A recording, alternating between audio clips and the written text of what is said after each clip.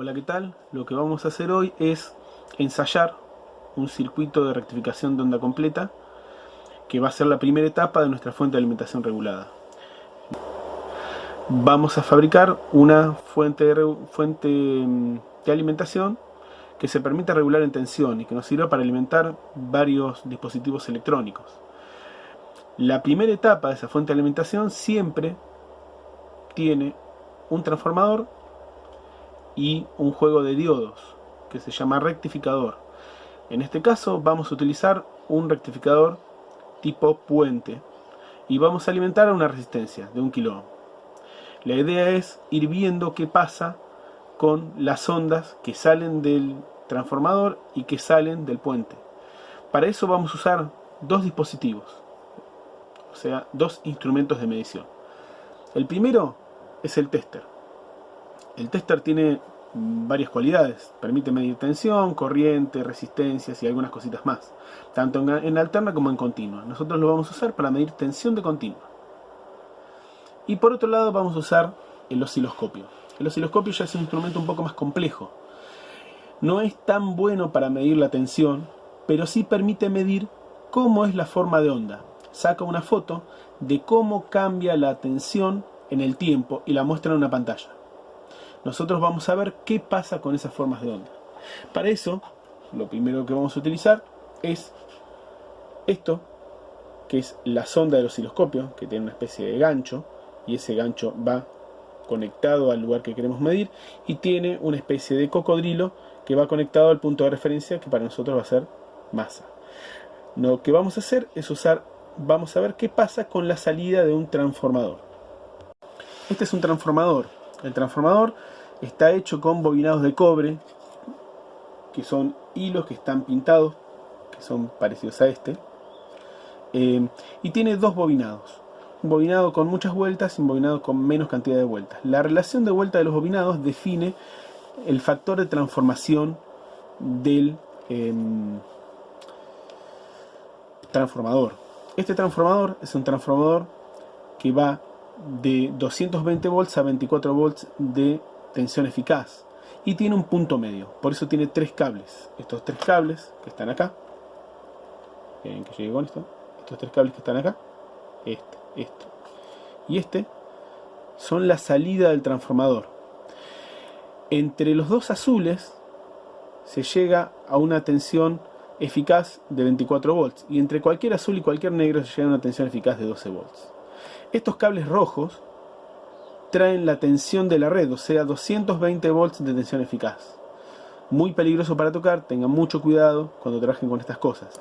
Una vez que se transformó, ya la tensión es una tensión que no hace daño al cuerpo humano. La salida del transformador va a parar a estos tres cables. Lo que voy a hacer yo es conectar la sonda en uno de los cables azules y el punto de referencia en el cable negro, y después voy a mirar qué pasa con esta señal en el osciloscopio. Fíjense la señal que muestra el osciloscopio. Es una señal de alterna. ¿Por qué es de alterna? Porque fíjense que esta marca 1 indica 0 volts y tiene tanto tensiones negativas como tensiones positivas.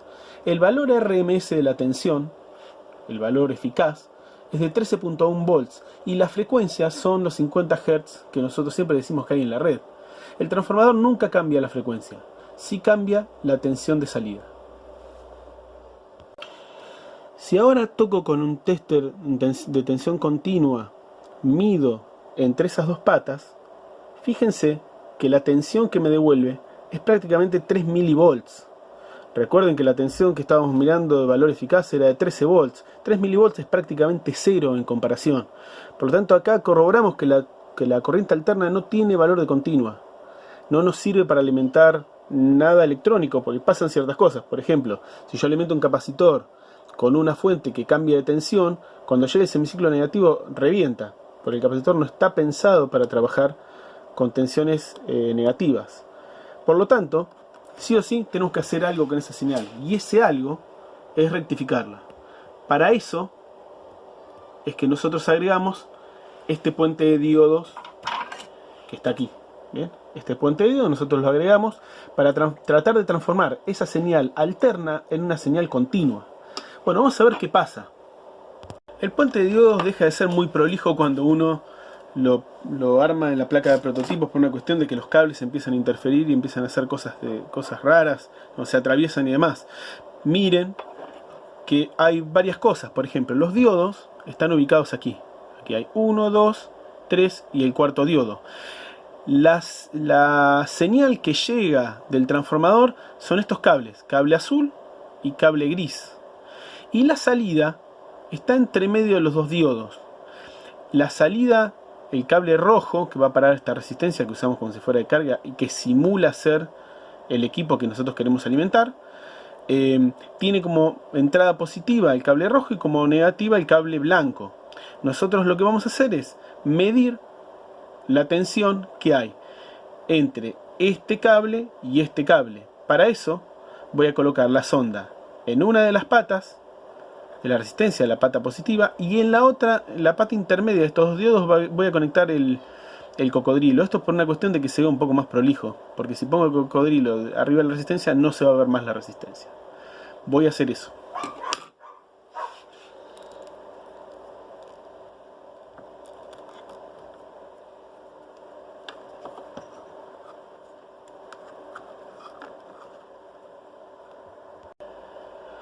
Una vez conectado, puedo ver qué pasa con la señal en el osciloscopio.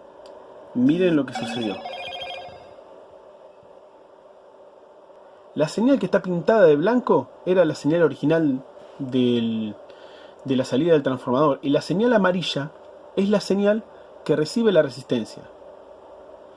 Bueno, esa señal deja de ser alterna. ¿Por qué? Porque los semiciclos negativos pasaron a ser positivos.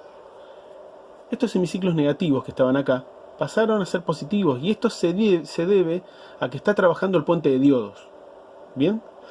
Ahora, esta señal no es continua. ¿Qué esperaríamos de una señal continua nosotros?